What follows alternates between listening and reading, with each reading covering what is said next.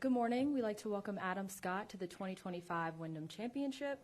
You're making your 7th start here, highlighted by 2 top 10 finishes. Can you just share some opening comments on what it's like to be back at Sedgefield? Yeah, it's one of the great tracks on tour, and you've just got to play some really good golf around here, I think. And of course, I'm looking for a big result this week to keep my season going. But just generally looking for a good result. I feel like I've been playing well since May and really not gotten much out of this at all. So it would be fun to be in the mix this weekend. And also, I still have some open wounds from a few years ago in that playoff. So it'll be fun to change that. You mentioned this last event of the regular season. You're sitting on the playoff bubble. Is there anything you're going to change going into this week, or what's the game plan? No, I need to be, I think, like I said, I feel like my game's been pretty good since May, so I need to be on the front foot a little bit. I can't be sitting back waiting for it to happen.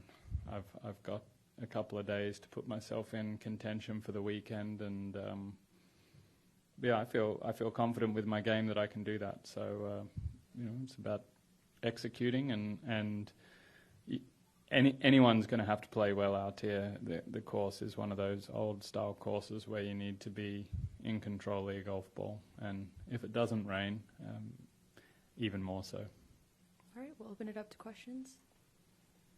As you look at this season, is it any one thing that sort of kept you from getting where you want to be, or is it just that little spark you can't quite grasp? Yeah, I mean, I've really not had any momentum at all, and it seems like I can put 3 rounds together, but not 4 every week. I'll put the last 2 together, and then the next 2 the next week, and it's, I haven't matched it up very well, and I would say as my ball striking improved this year, my putting cooled off. And, it's just been one of those, I can't put it all together. And it's not terrible, but, it's obviously not at the highest level. Adam, you were part of that group coming up on 6 months ago that went to the White House to meet with the president and the PIF. I'm just curious, has there been any, or what's the communication been like from the group or from on high about, like, hey, what are the next steps here?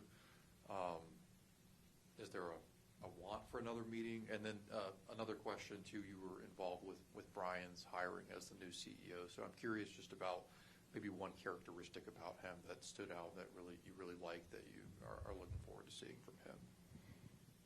Yeah, I mean, obviously there's not much happening between, I don't know if more White House visits are really necessary.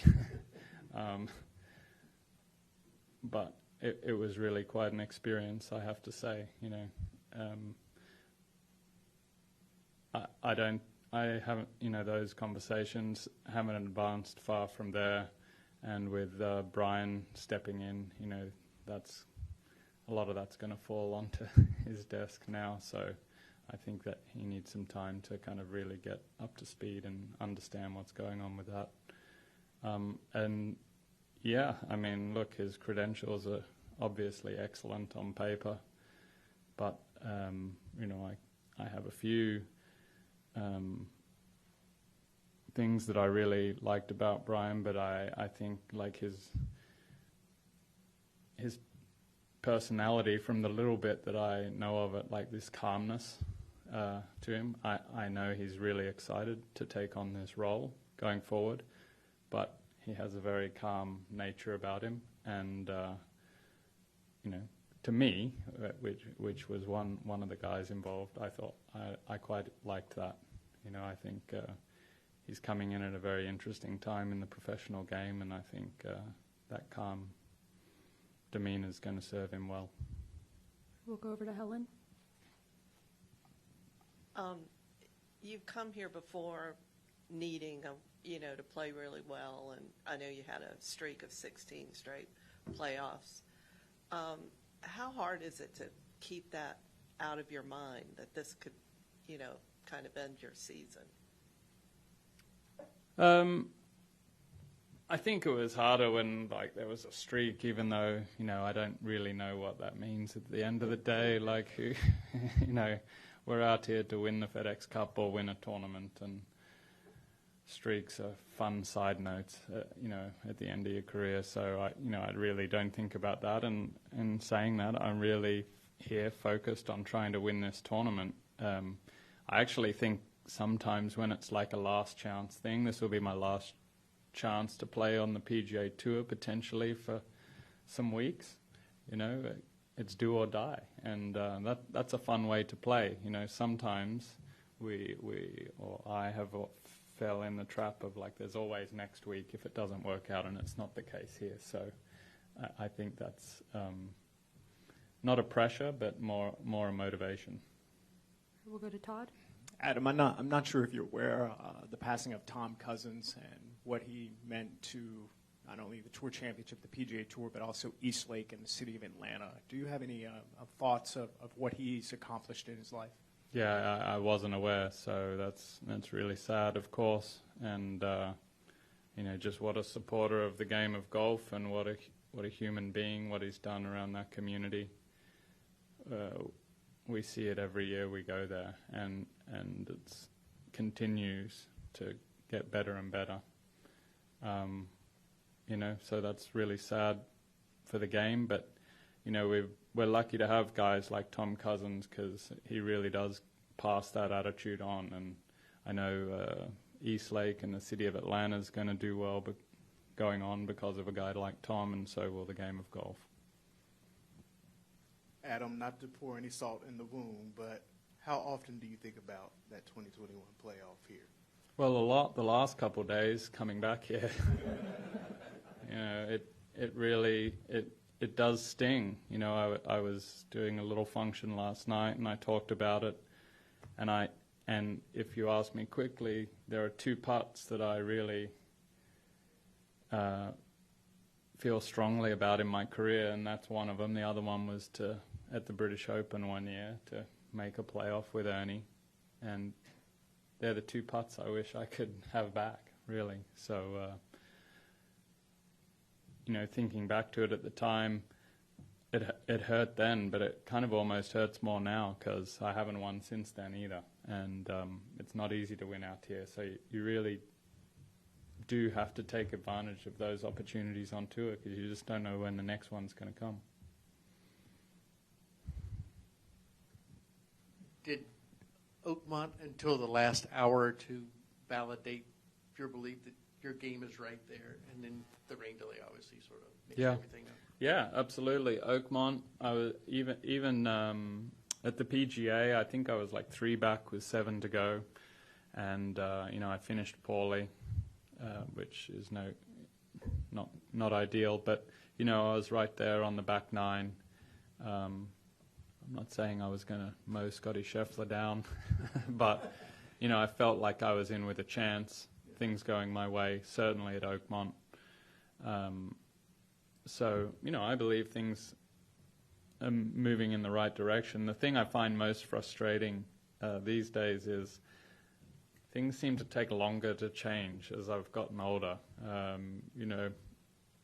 When I was younger, you could miss 3 cuts in a row and you brush it off and then win a tournament. And now it feels like if that were to happen, which fortunately it really hasn't happened, I'd be looking to rebuild everything and it'd be a 6-month process to get the game back. It just seems like when I make these adjustments, like it's taking longer for everything to fall in place. So that's the frustrating part, but I have full belief, especially after Oakmont, that I can play at the highest level on a given week. I think it's hard. I think realistically it's harder for me to do it over a season. I'm not saying it's impossible, but I need to get things more on my own terms to do that. We have time for a couple more. We'll go up to Kevin. Adam, speaking of those adjustments, is there any particular adjustment you're kind of working on this week, yesterday and today, to dial it in for this weekend? I mean, an adjustment in my putting performance would be the real thing this week. If I can be solid and in the strokes gained positive category, I feel like the rest of my game is in good shape. So there's nothing technical that I'm really doing other than I'm going to have to just start wheeling the ball in the hole on the greens. You know, I think I got to stay calm and take my time, and putt each one like it's the putt to win, and hopefully make it. And there's been this dichotomy where Scotty Scheffler had those comments about the feeling of winning only lasting a couple minutes, and then Padraig Harrington kind of responded and said he still feels it from his win a month ago at the U.S. Senior Open. And I was wondering where you fall on that spectrum, and has that changed at all, kind of as your career has evolved? Yeah, I think I know what Scotty was getting at, and I think he did a good job of explaining it. And I kind of sit in between Scotty and Padraig a little. I think the demands on a Scotty Scheffler these days are really high. And the schedule, he goes from winning a signature event or winning a major to then having to play the following week, expected to win. There's not a lot of time for him to enjoy it because he expects a lot out of himself as well. And we're very routine oriented, and to change that up could affect his performance. So that time to celebrate is fairly short. And I also feel I understand what Padraig says too. I think in reflection, probably at the end of the season, Scotty will feel, or he deserves to feel an incredible sense of accomplishment of what he's done this year, last year, and the year before, and however long it keeps going. But some of my best results have come from when the process of getting there and the satisfaction of enjoying that process of working hard and slowly advancing and accumulating better results over time. When I look back at my career, that was as enjoyable as that kind of short window of elation from winning. I think the real high is really short, and then there's like this other area where you can live pretty satisfied with yourself. We'll go up here to Ron. You've been out here long enough to see a lot of guys come, peak, stay there. What is it different about Scotty that you've seen?